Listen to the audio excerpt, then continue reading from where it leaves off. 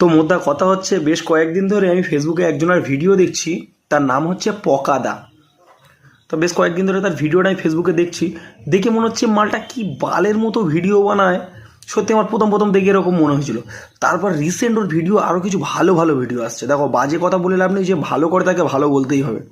তার রিসেন্ট কটা ভিডিও আমি দেখলাম, ভাই আমি সত্যি কথা বলছি, প্রথমে তোকে বোকাচোদা ভেবেছিলাম, ওটা আমার বোকাচোদামি ছিল। তুই যা ভিডিও বানিয়েছিস ভাই, আমি তোকে গ্র্যান্ড স্যালুট জানাতে চাই। অনেক অনেক ক্রিয়েটাররা আছে, তারা বলতে চায় না গাঁড়ের ভয়ে, যদি ফেটে যায়।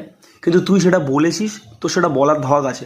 এই মুহূর্তে তো সব কটা ভিডিও আমি খুঁজে দেখাতে গেলে এখন অনেক ভিডিওটা লম্বা হয়ে যাবে। একটা ভিডিও তো আমি যেটা পেয়েছি আমার খুব ভালো লাগলো। সত্যি বলছি ভাই, তোকে গ্র্যান্ড স্যালুট। তোমরা একটু ভিডিওটা দেখো, এই দেখো, এই ভিডিওটা দেখো। একটা চোদনামাগির ভিডিওটাকে দেখো, তারপর ওর শ্যাডার কাটি জাম করছি। বাচ্চাটাকে অ্যাডাপ্ট করেছি, তো চলো।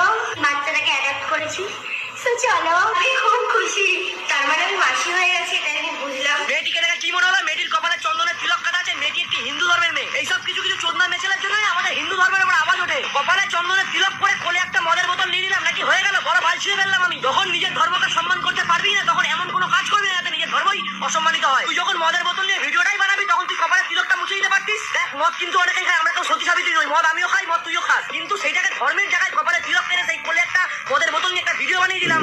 এটা কেমন সিস্টেম? ওকে ওয়ার্নিং করলাম ভদ্র ভাষায় কথা বলে, এর পরের ভিডিওতে কিন্তু ভদ্র ভাষা আর আসবে না যদি এরকম ভিডিও দেখলাম। তো দেখো, সত্যি কথা বলতে কি ভাই, তোকে আমার গ্র্যান্ড স্যালুট। আমি প্রথমেই তোকে জানালাম, তোর মতন বলার ধক অন্য কেউ রাখে না।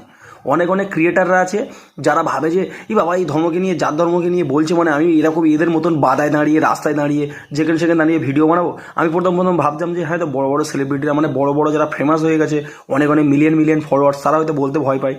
কিন্তু এখন দেখছি যে না, তুই বলেছিস, কোনো ভুল করিসনি। নিজের ধর্মকে যেখানে অপমান হবে, কোনো রাস্তাঘাট ম্যাটার করে না, ব্যাকগ্রাউন্ড ম্যাটার করে না, গাঁড় মেরে দিয়ে বেরিয়ে যাও।